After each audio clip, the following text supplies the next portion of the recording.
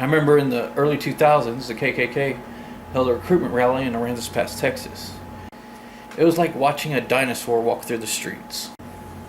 A piece of museum history that everyone came to see. Even black people came out to see the rally. They had nothing to fear.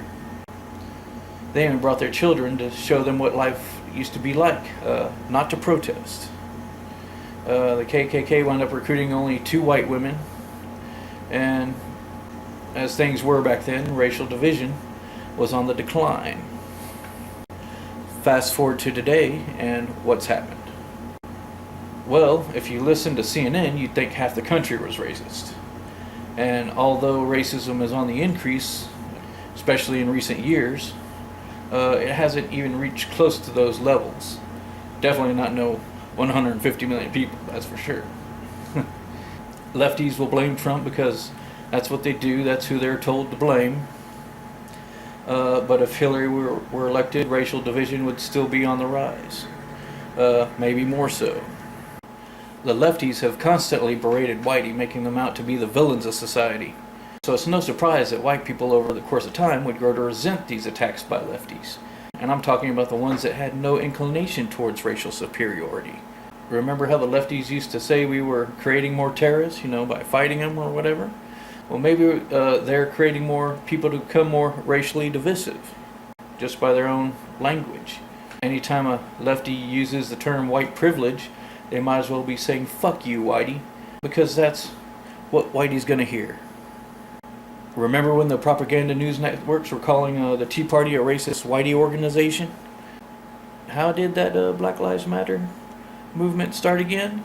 Because the news networks focused on black people getting shot by police, as if, Hispanics or white people didn't get shot by police. Black people shot more blacks than police did. Focus on that. Or remember Obama when he made his Bibles and guns comment? It might also be good to note that DHS started a no hesitation program for law enforcement. I believe that started around 2011 and lasted for a couple years before it was ended. Maybe that contributed to some of the shootings. And remember when Vanity Fair and the Oscars snubbed black people for a couple years? I do. It gave a little extra jab to, black people at a time when CNN was telling cops were hunting them down. Did anyone really believe that Vanity Fair and the Oscars all of a sudden became racist organizations when all the years prior have done nothing but bend over and grab their ankles to be PC? I don't think so. Remember when the arrogant piece of work George Clooney gave a speech to the Oscars about how Hollywood saved black people from evil whitey? If they saved black people, then how did they get snubbed? Because behind the scenes are leaders, the established group with their secret handshakes and their private parties, whispering to each other's ear, "Hey, we need to start a race war." And, their fellow comrade nods and goes, "Ah." And, just help add to the chaos, because our leaders here, whether they're in the entertainment industry, some type of business, politicians, whatever, they'd much rather have us fighting each other than challenging them. That is for sure.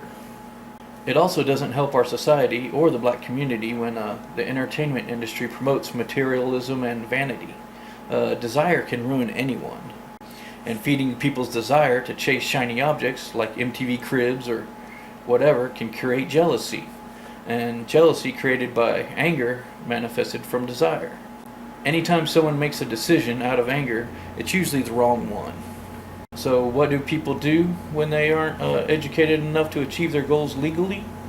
Well, they resort to more shady means and to chase those shiny objects, or maybe just fall into depression or drug addiction when they can't get what they want.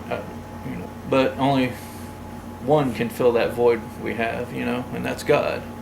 We really don't need all that crap that our leaders try to sell us. We just don't. Now, for those thinking that the South will rise again. Those people are living in a fantasy land. The 1800s are over. Another civil war will not happen as thought. As much as some in the country would like one, At best, it'll just be civil unrest. Instead of just two groups fighting for control of the U.S., there would be multiple factions. None of them would have enough manpower to occupy the nation or enforce their new set of laws, right? And of course, if a civil war were attempted, outside forces would no doubt take advantage of such a situation. It would just be chaos. One aspect of human behavior is that we all need someone to hate. If we don't have uniforms to distinguish ourselves in war, then what's left? Our skin color is like a permanent uniform. So for those racial superiority groups like the KKK, the Black Panthers, La Raza, or whatever, they're just spinning their wheels. They will win nothing. Maybe they should change their focus on who they are actually angry with. Ask themselves, what are they really angry about?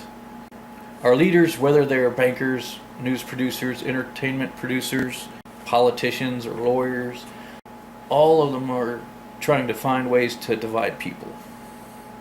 Keep us divided between the red and the blue, the black or the white, the rich or the poor, whatever. Telling us what issues we should be concerned about. Better for us to fight each other than challenge our leaders, like I've said. Politicians were lawyers before they became politicians. And as such, they write laws to protect themselves. You know what I'm talking about? You know, there's a reason why all the roads to the politicians are really nicely paved, and you know, the roads to some of the poorer neighborhoods still have giant chug holes. That'd be an example of that.